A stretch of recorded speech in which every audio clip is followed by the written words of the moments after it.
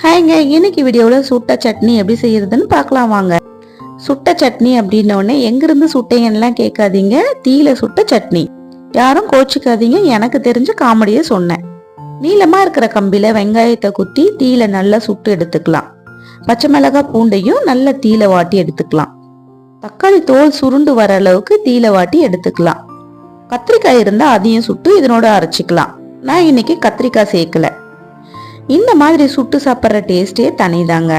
யாருக்கெல்லாம் இந்த மாதிரி சுட்டு சாப்பிட்றது பிடிக்கும்னு சொல்லுங்க. சுட்ட வெங்காயம், தக்காளி, பச்சை மிளகாய், பூண்டு எல்லாத்தையும் மேல இருக்கிற தோல் எடுத்து கிளீன் பண்ணிட்டு ஒரு மிக்சி ஜாருக்கு மாத்தி கொஞ்சமா புளி, 1/2 டீஸ்பூன் உப்பு சேர்த்து தண்ணி எதுவும் சேர்க்காம நைஸா அரைச்சிக்கலாம்.